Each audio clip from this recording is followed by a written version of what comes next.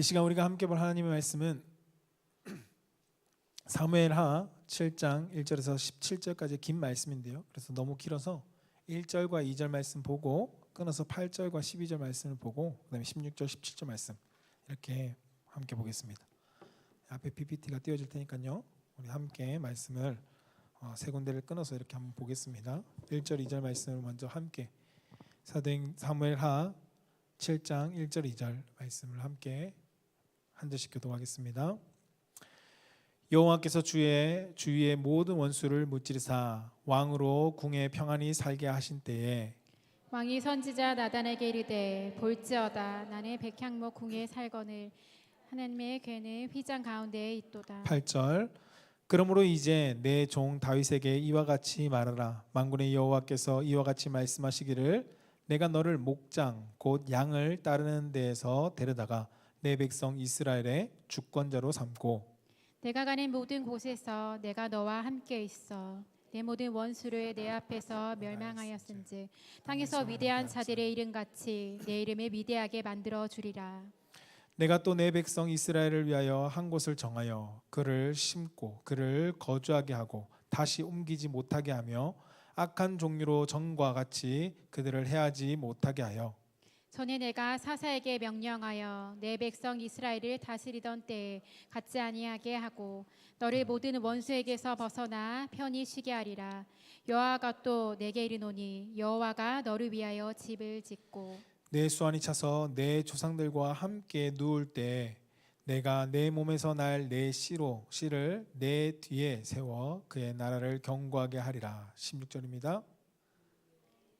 내 집과 내 나라가 내 앞에서 영원히 보존되고 내 왕위가 영원히 견고하리라 하셨다 하라. 나단이 이 모든 말씀들과 이 모든 계시대로 다윗에게 말하니라. 아멘. 네, 오늘 우리가 함께 읽은 하나님 말씀은 사무엘하 7장 1절에서 17절까지의 말씀을 가지고 함께 따라해 봅시다. 하나님 안에서 누리는 감사. 하나님 안에서 누리는 감사. 네, 하나님 안에서 누리는 감사라는 말씀의 제목으로 선포되어질 때 우리 사랑하는 성도님들이 이 감사를 누릴 수 있는 성도가 되기를 주님의 이름으로 축복합니다. 저를 따라서 한번 고백해 봅시다. 하나님 사랑합니다. 하나님 감사합니다. 네, 이 고백이 우리의 신앙의 고백이 되길 주님의 이름으로 축원합니다. 짧은 이하로 시작하고자 하는데요. 세계적인 주석가입니다. 저도 이 주석을 들고 있는데 맨튜엘리라는 이 신학자가 있습니다. 이 목회자 이분이 평생을 말씀 해석과 기도로 사셨던 분입니다.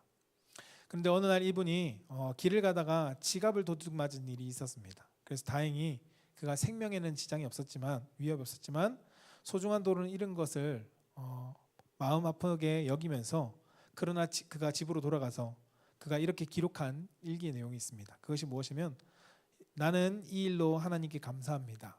첫째, 내가 지금까지 한 번도 도둑을 만나지 않았던 것에 감사하고, 둘째, 그가 내 지갑을 가져갔지만 내 생명은 가져가지 않은 것에 감사하고, 셋째, 그가 가져간 것은 내가 가진 전부가 아니라는 것에 감사하고, 넷째, 내가 도둑질을 한 사람이 아니라 도둑을 당한 사람이라는 것에 감사합니다 라고 기록했습니다.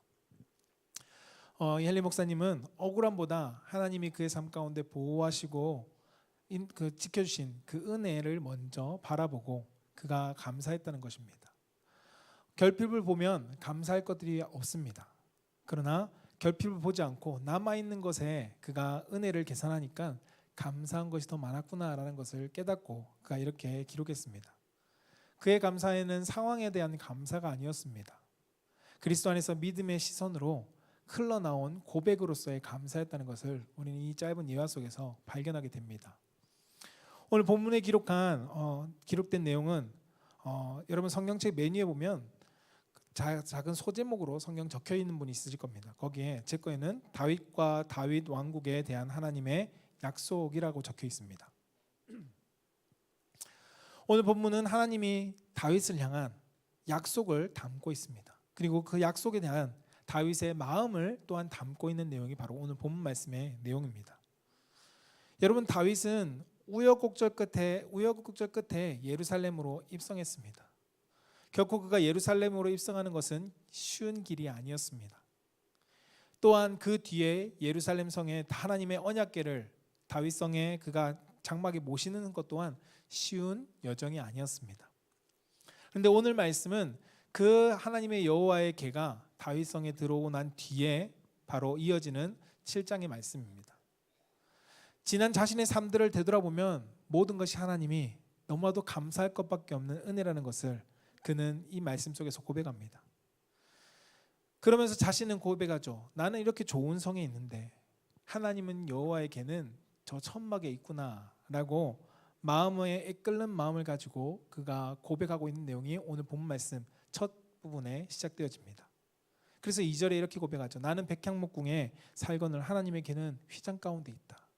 나 이런 좋은 집에 살고 있는데 하나님의 궤는 저 천막 안에 있네 라고 이야기했다는 겁니다. 다윗의 마음만 보고 하나님께서 그것을 너무 기뻐하십니다. 참 기특한 마음이기도 하죠. 다윗은 감사할 줄 아는 사람이었습니다. 여러분 사실 모든 축복은 감사로 맞춰야 참 축복이라는 것을 우린 성경을 통해서 여러 곳에서 발견하게 됩니다. 감사는 이미 받은 것에 대한 축복을 확인하는 고백이기도 하면서요. 또 반대로 앞으로 받을 축복에 대한 믿음의 고백이기도 합니다. 받은 것에 대한 고백임과 동시에 받을 것에 대한 고백이기도 하다는 것입니다. 누가복음 7장 35절에서 50절 말씀에 보면 예수님께 향유를 부은 여인의 사건이 나옵니다. 이 여인에 대해서 누가복음에는 이 죄 많은 여인이라고 이야기하지만 마가복음에서는 마리아라고 이름을 기록하고 있습니다. 한 바리새인이 예수님이 식사하실 때 사람들이 죄인이라고나 하는 여인이 예수님께 찾아와 그 뒤에서 향유를 붓고 눈물로 발을 적시고 그리고 머리털로 그 향유를 발을 닦았던 사건이 바로 누가복음 7장 35절 말씀부터 50절까지 이어지는 내용입니다. 사람들은 그를 향해서 어떻게 했을까요? 잘했다 칭찬한 것이 아니라 비난했습니다. 그러나 오히려 예수님은 그 여인을 이렇게 말씀하십니다.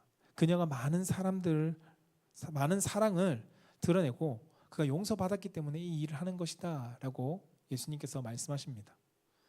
여인이 이 일을 한 이유는 무엇이냐면 감사했기 때문에 그가 예수님을 너무 사랑했기 때문에 용서해 주신 은혜에 감사함으로써 드린 제스처, 행동이 바로 이 향유를 붓는 행동이었다는 겁니다. 예수님은 그 여인의 행동을 다른 사람들은 다 책망했지만 예수님은 여인을 축복합니다. 그리고 그것을 기록하라고 말씀합니다. 여러분 우리 가운데 받은 은혜에 감사가 빠진다면 어쩌면 감사가 없는 은혜는 미완성일 것입니다. 감사가 없으면 축복도 없습니다. 라고 말할 수 있을 것 같습니다. 여러분 복 받는 사람은 성경에 보면 다릅니다. 복을 누리는 사람은 다르다는 겁니다. 그들은 항상 감사할 줄 알았습니다. 감사할 기회가 찾아오면 그들은 그 감사를 잃지 않았습니다. 이유를 불문하고 감사를 하려고 노력했던 사람들이 성경의 믿음의 사람들입니다. 그러나 여러분 마음이 간절하다고 해서 이것이 다 되는 것은 아닙니다. 하나님의 일은 내 뜻대로 진행되지 않을 때가 너무나도 많기 때문입니다. 감사할 것들을 찾고 싶은데 내가 마음은 원하는데 감사할 것들을 내가 찾는 훈련이 되어 있지 않으면 우리는 감사하는 삶이 쉽게 나오지 않는다는 것입니다.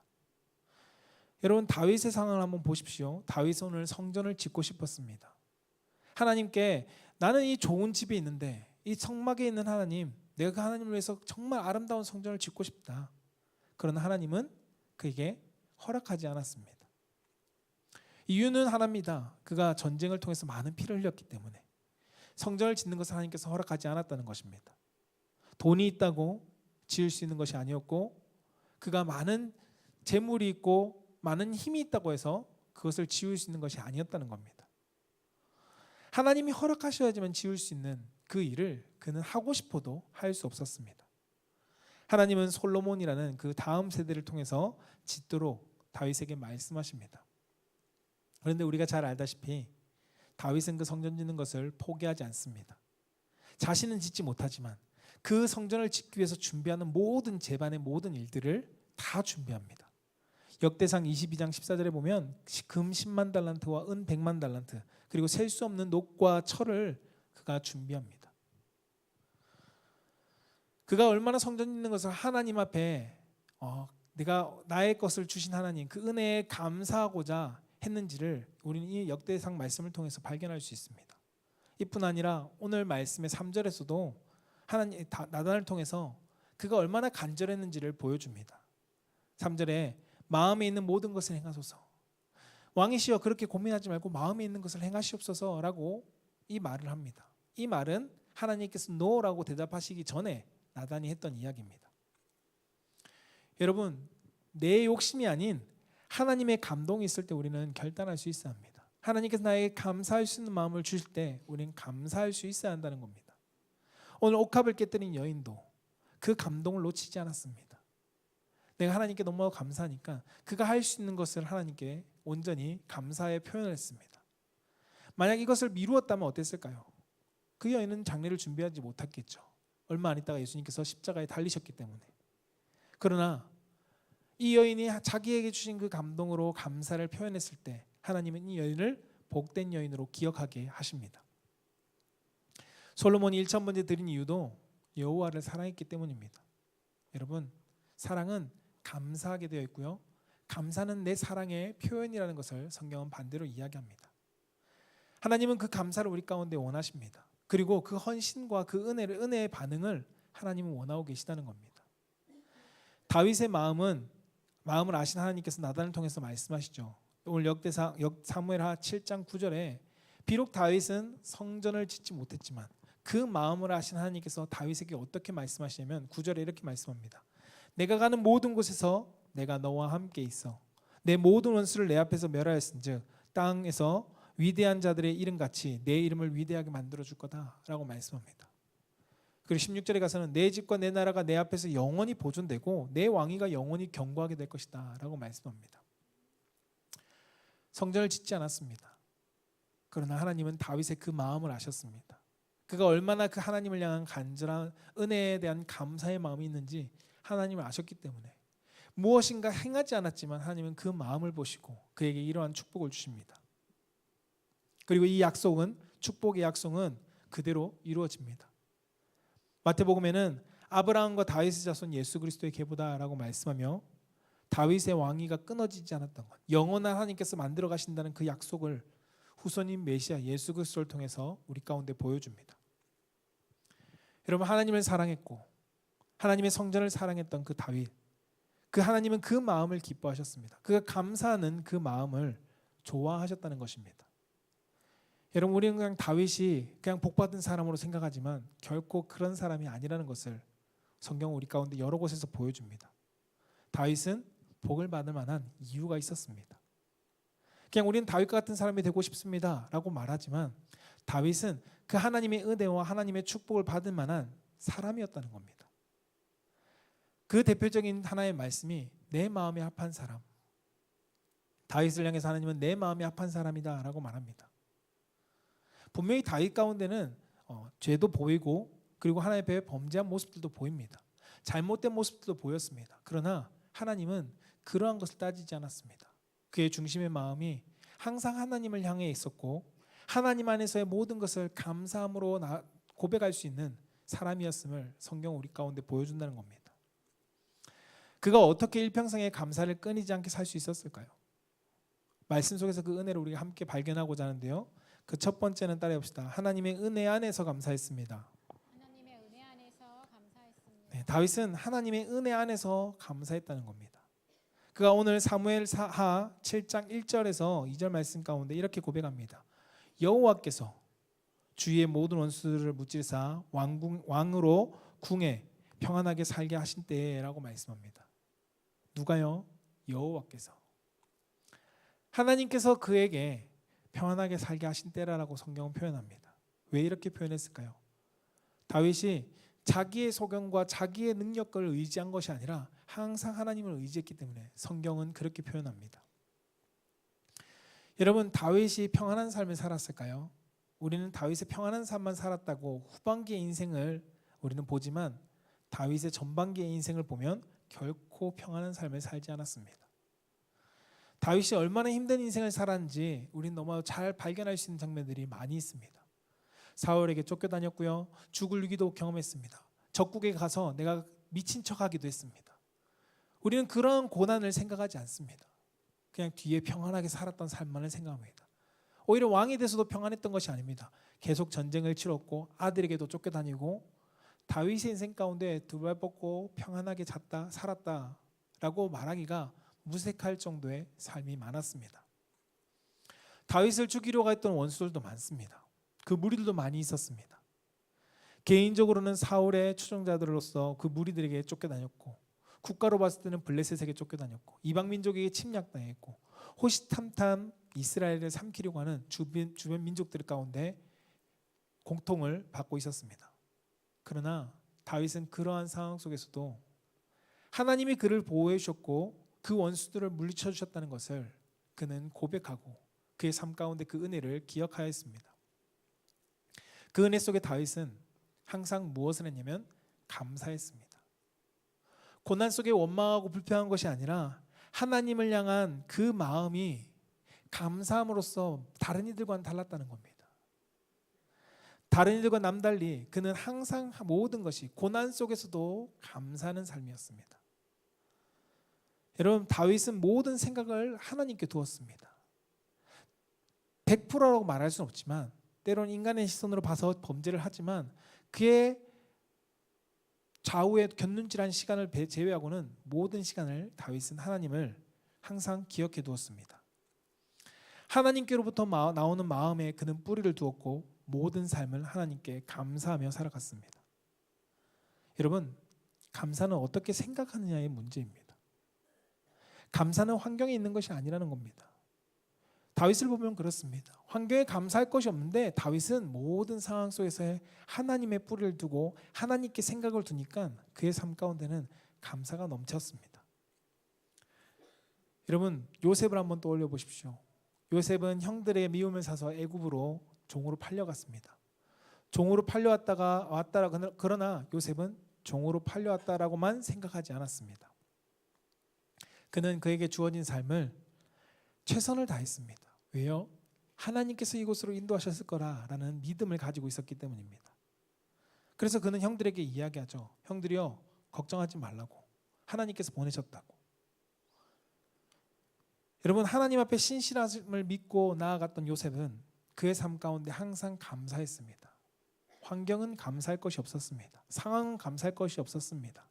그러나 그는 그 상황 속에서도 그 환경 속에서도 하나님을 바라보며 하나님께 감사의 거리들을 찾았습니다.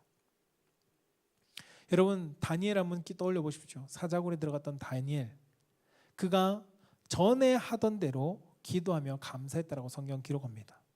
사무엘하 7장 18절에 이렇게 기록하죠. 사무엘하 7장 18절에는 이렇게 기록합니다. 다윗 왕이 여호와 앞에 들어가 앉아서 이르되 주 여호와여, 나는 누구이오며 내 집은 무엇이기에 나를 여기까지 이르게 하셨나이까.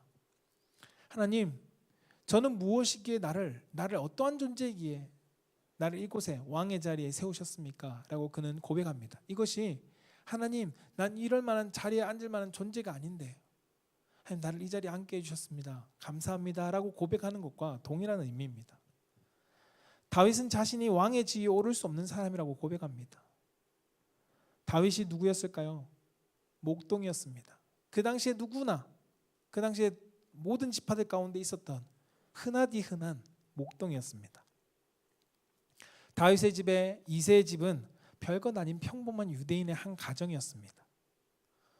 초라한 집안 속에, 초라하진 않았을 수 있겠죠. 그러나 별 볼 일 없는 가정 속에 있던 다윗을 하나님께서는 발탁하시고 그를 왕이 되게 해주셨습니다. 지금 이 영광을 누린 것이 너무나도 황송했던 것입니다. 그래서 다윗은 하나님의 은혜 가운데 누리는 삶을 이렇게 시편에서 이렇게 고백합니다. 8편 4절에 사람이 무엇이기에 주께서 그를 생각하시며 인자가 무엇이기에 주께서 그를 돌보시나이까. 시편 144편 3절에 또 이렇게 기록합니다. 여호와여, 사람이 무엇이기에 주께서 그를 알아주시며 인생이 무엇이기에 그를 생각하시나이까. 여러분, 내가 무엇이기에. 이뿐 아니라 역대상 29장 14절에도 비슷한 말씀을 하죠. 나와 내 백성이 무엇이기에 이처럼 즐거운 마음으로 드릴 힘이 있었나이까. 모든 것이 주께로 말미암아 싸우니 우리가 주의 손에서 받은 것으로 주께 드렸을 뿐입니다. 하나님, 나라는 존재가 무엇이기에 이러한 은혜를 주십니까? 라고 그는 하나님께 감사의 고백을 드립니다. 여러분, 우리도 하나님께 자신의 깊은 통찰을 해보면서 나는 어떠한 존재로 감사하고 있는지 우리는 되돌아볼 수 있어야 합니다. 다윗처럼 하나님, 내가 무엇인데 나한테 이러한 은혜를 주시나요? 하나님, 나는 이러한 은혜를 받을 만한 존재도 아닌데 나한테 이렇게 어떻게 큰 은혜를 주시나요? 우리는 그렇게 고백하는 삶을 살아갈 수 있어야 한다는 것입니다. 그런데 오늘날 많은 사람들은 하나님께 감사하는 것이 많이 사라졌습니다. 저마다 내가 성취했으니까, 내가 이 정도의 삶을 누렸으니까, 노력해서 얻었으니까 당연한 거야 라고 생각하며 살아갑니다. 우리는 어떤가요? 내가 지금 살아가고 있는 것, 이 정도 경제력, 내가 열심히 노력했으니까 누리는 거야, 당연한 거라고 생각하고요. 내가 이 정도의 삶을 살아가는 것 당연하다고 생각하는 사람들이 너무나도 많습니다. 그러나 사람을 보면 관점 따라 감사하기도 하고 염려하기도 하는 것을 발견하게 됩니다. 여러분, 한편에서 생각해 보면 걱정이 되는 것이 또 다른 관점으로 보면 감사할 거리가 된다는 것을 우린 너무 잘 압니다. 이쪽에서 보면 걱정투성인데 이쪽에서 보면 감사할 것이 되는 것. 그래서 아주 좋은 여건에서도 원망 불평하는 사람이 있는 반면에 남들이 보기에는 처참해 보일 수 있는 상황이지만 그러나 그 상황 속에서도 감사하는 사람이 있다는 겁니다. 여러분은 어떠한 환경에 있는 사람입니까? 사울을 한번 떠올려 보시고 바울을 한번 떠올려 보세요. 그는 형편에 자족하는 비결을 배웠다라고 그가 고백합니다. 그가 형편에 어땠을까요? 이전에 그가 이스라엘 그리스도인들을 핍박하고 다닐 때는 그가 감사할 만한 여건이 되었습니다. 그러나 그가 복음을 위해서 나의 삶을 드리고 난 뒤에는 환경을 보았을 때는 감사할 것을 찾아보기 어려운 상황이 너무나도 많았습니다. 그러나 바울은 고백하죠. 내게 능력 주신 자 안에서 내가 모든 것을 할 수 있습니다.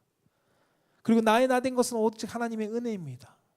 여러분, 고백할 것이 하나님 나한테 어떻게 이렇게 하십니까? 라고 고백해도 무색할 정도로 돌 맞아서 죽을 위기 처하고 태장 맞아서 죽을 위기 처하고 파손돼서 죽을 위기 처하고 여러분, 사람들이 가는 곳곳마다 핍박하고 그런데 바울은 환경을 볼 때는 예전보다 훨씬 못한데 그는 예전에는 감사하지 못했던 삶을 고백하면서 살아갔습니다. 사랑하는 성도 여러분, 우리의 삶은 어떤가요? 하나님의 은혜 없이는 우리 설명할 수 없는 것들이 우리 삶 가운데 많이 있었을 것입니다. 분명히 그것은 당연하게 감사하는 일들이죠. 그런데 하나님의 은혜가 아닌 삶, 때로 내 삶 가운데 고난이 오는 삶 속에서 나는 그 안에서 하나님 안에 있음을 감사하며 살았는지 우리는 되돌아볼 수 있어야 할 것입니다.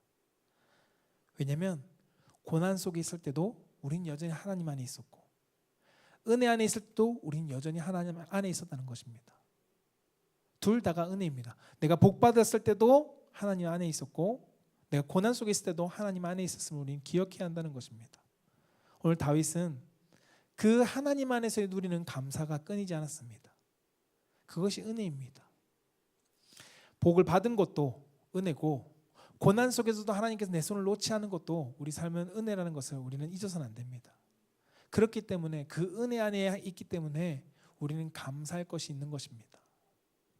저는 우리 사랑하는 성도님들이 고난 속에서도 감사하고 그리고 축복 안에서도 감사할 수 있는 그 이유는 하나님 안에 하나님의 은혜 안에 내가 머물러 있기 때문에 하나님은 은혜 안에서 떠난 존재가 아니라 은혜 안에 머물러 있기 때문에 감사할 수 있음을 우리가 기억하며 더욱더 많은 감사로 나아갈 수 있는 우리가 되기를 주님의 이름으로 축복합니다. 두 번째는 따라해 봅시다. 하나님이 허락하신 고난 속에서의 감사 훈련입니다. 네, 하나님이 허락하신 고난 속에서 우리는 감사 훈련을 받는다는 겁니다. 오늘 사무엘하 7장 9절에 이렇게 기록합니다. 내가 가는 모든 곳에서 내가 너와 함께 있어. 앞서 말씀드린 것처럼 내가 가는 모든 곳에서는 어떠할까요? 축복의 삶도 있습니다. 그러나 축복의 삶만 있는 것이 아니라 고난의 삶이 더 많습니다.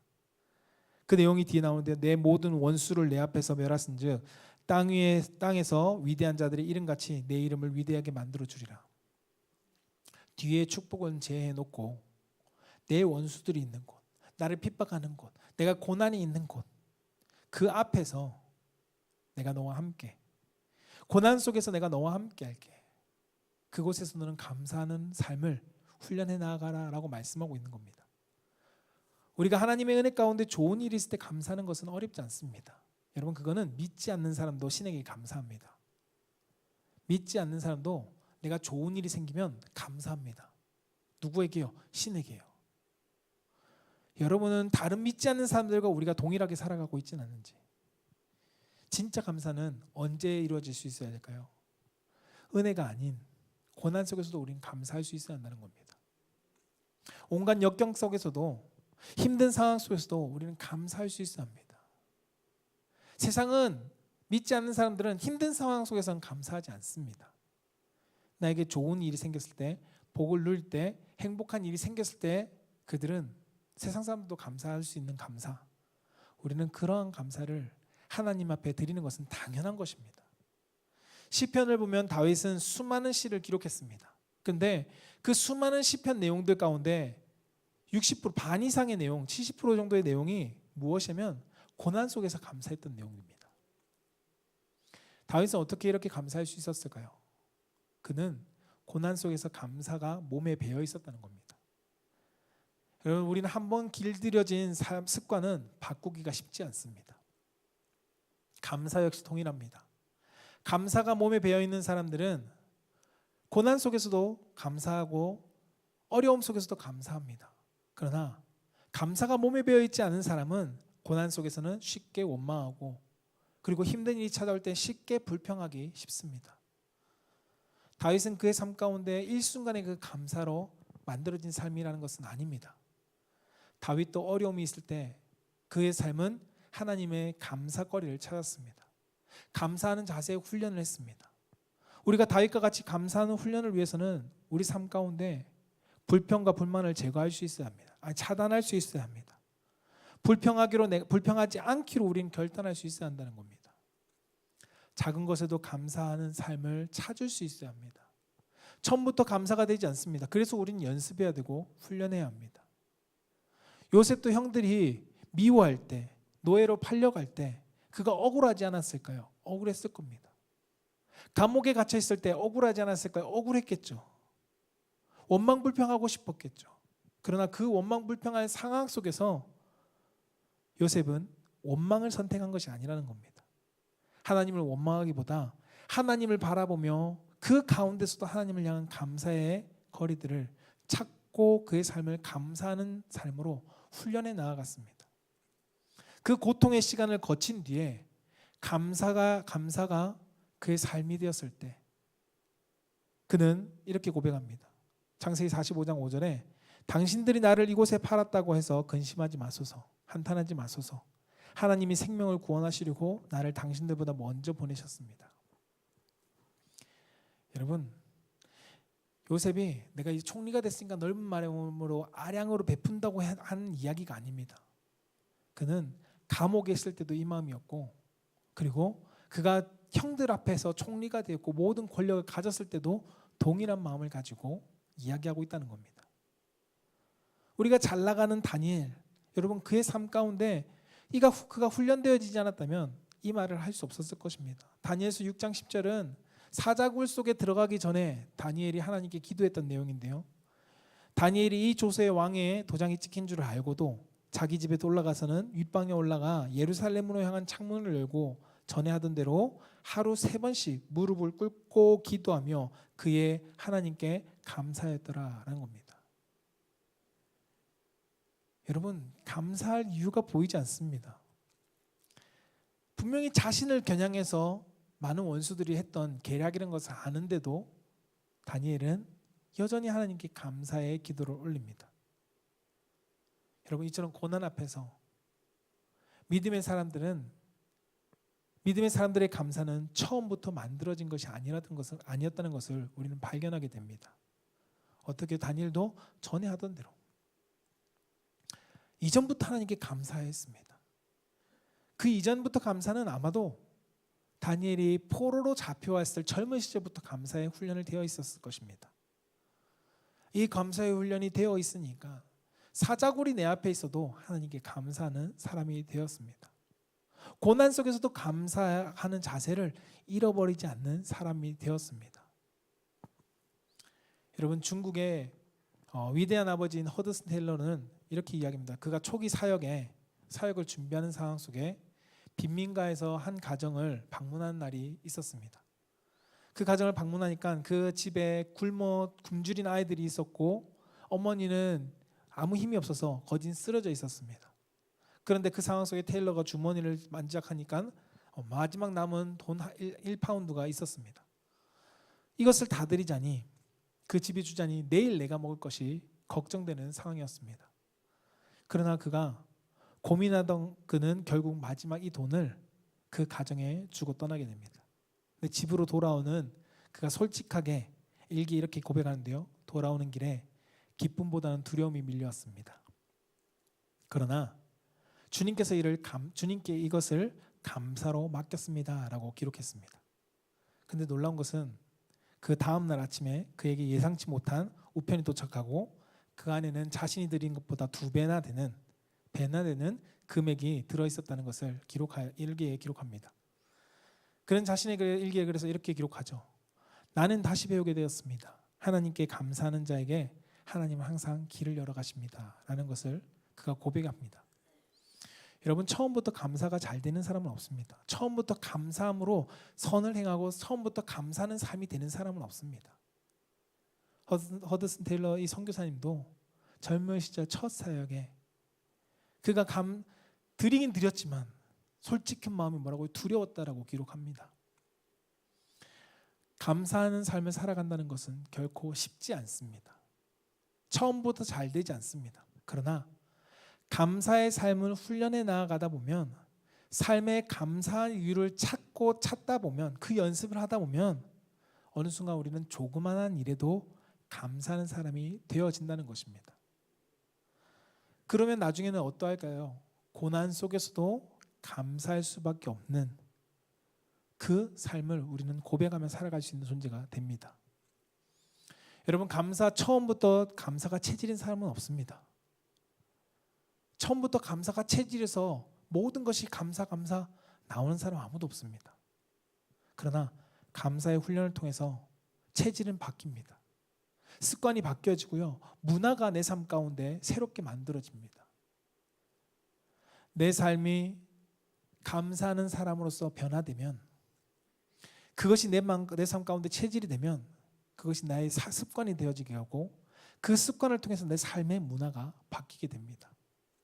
저는 우리 사랑하는 성도님들이 순간에 내 삶 가운데 찾아오는 위기 속에서도 감사가 나오는 사람으로서 훈련되어지고 세워지길 축복합니다. 감사가 생활이 되고 성품이 되고 일상이 되어질 때 우리는 많은 시험을 넉넉하게 이길 수 있을 뿐만 아니라 앞으로 닥쳐올 시험에도 다니엘처럼 요셉처럼 다윗처럼 우리는 감사로 승리하며 살아갈 수 있을 것입니다. 저는 우리 사랑하는 성도님들이 감사하는 삶의 믿음의 고백이 나오는 그 훈련의 삶을 통해서 다윗처럼 요셉처럼 그리고 다니엘처럼 믿음의 사람들처럼 하나님 앞에 감사함으로 나아갈 수 있는 성도가 되기를 다시 한번 주님의 이름으로 축원합니다.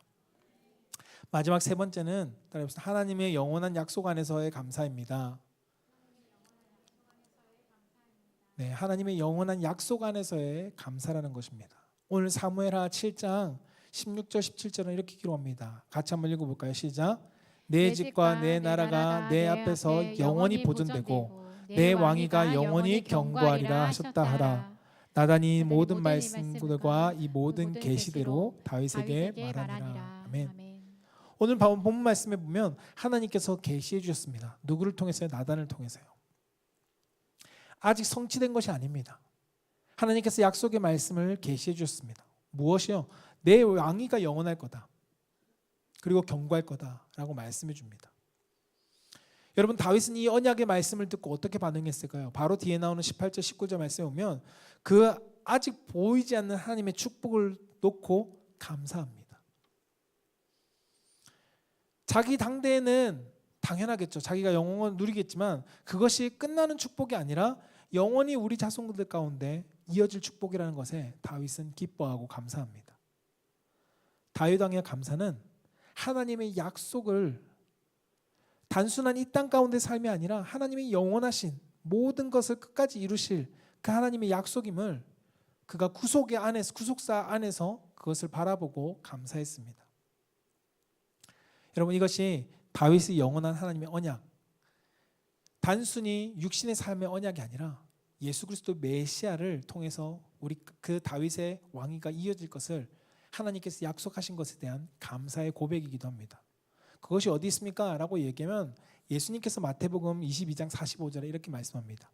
다윗이 그리스도를 주라 칭하였은즉 어찌 그의 자손이 되겠느냐 하시니 라고 말씀합니다. 바리새인들과 논쟁하면서 다윗이 나를 주라고, 메시아를 주라고 얘기했는데 그럼 어떻게 그의 자손이 되겠냐라고 말하면서 다윗은 하나님의 약속 안에서 메시아가 그의 후손으로 왕위로 이어질 거다라는 것을 이미 알고 그것을 약속을 믿고 감사했다는 삶을 예수님께서 보증하십니다.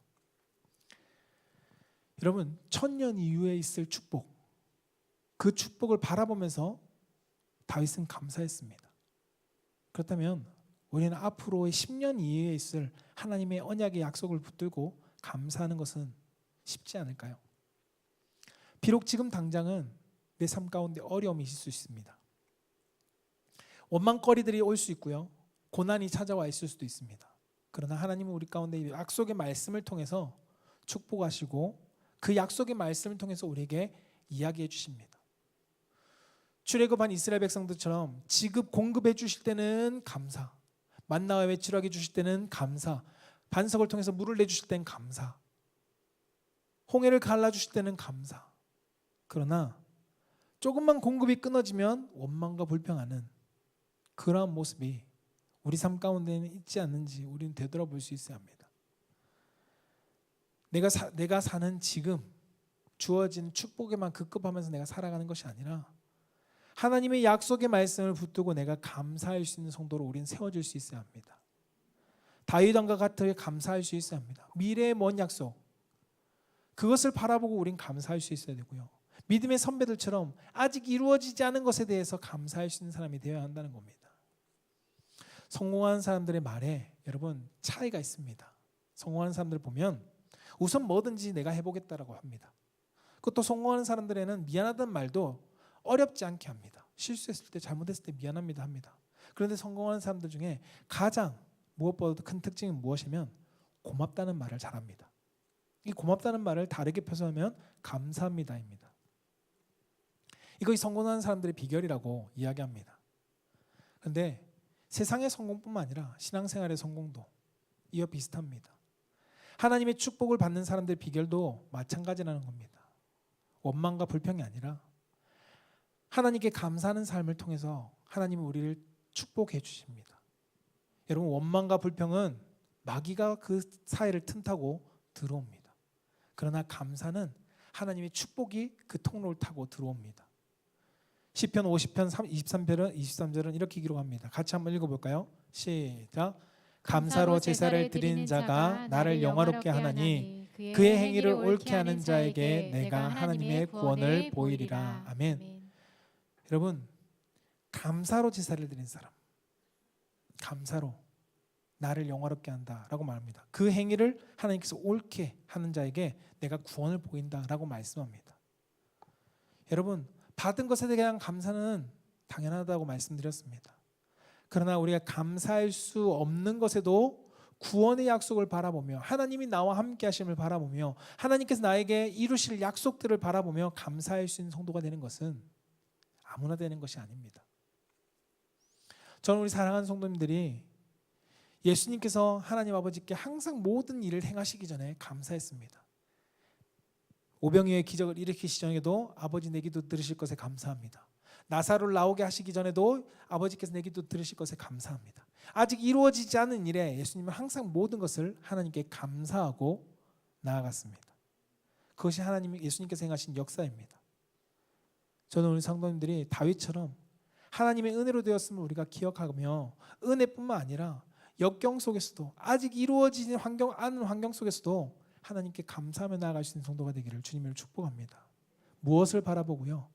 약속을 바라보고 하나님의 약속을 말씀을 바라보며 하나님께서 이루실 것에 감사하며 나아가는 믿음의 고백이 있는 성도가 되기를 주님으로 축복합니다. 말씀을 정리하고자 합니다. 다윗처럼 모든 것이 하나님의 은혜로 되었음을 우리는 알아야 합니다. 그 삶의 감사는 어렵지 않습니다.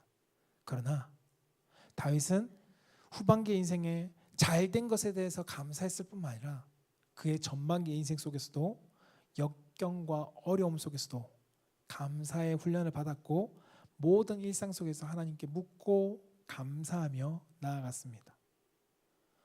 저는 우리 사랑하는 성도님들이 다윗처럼 한 단계 한 단계 도전하며 나아갈 수 있기를 축복합니다. 미래에 주실 하나님의 약속의 언약에 감사하며 나아가는 성도가 되기를 축복합니다. 예수님처럼 아직 이루어지지 않았지만 하나님 아버지 이루실 것에 감사합니다라고 고백하며 나아가는 성도가 되기를 축복합니다. 그래서 다윗이 받은 축복이 우리의 축복이 되기를 원하고요. 예수님께서 행하신 놀라운 일들이 우리의 삶을 통해서 이루어지기를 축복합니다. 하나님은 분명히 약속하십니다. 말씀으로 약속하셨습니다. 우리 가운데 감사할 조건들을 충분히 주실 거라고 여러 가지 말씀을 통해서 우리 가운데 약속해 주셨습니다. 저는 우리 사랑하는 성도님들이 쉽게 되지 않을 수 있습니다. 돌아서면 나가면 또 원망불평이 나올 수 있습니다. 왜냐하면 이유를 따지면 그것이 원망거리가 될 수 있거든요.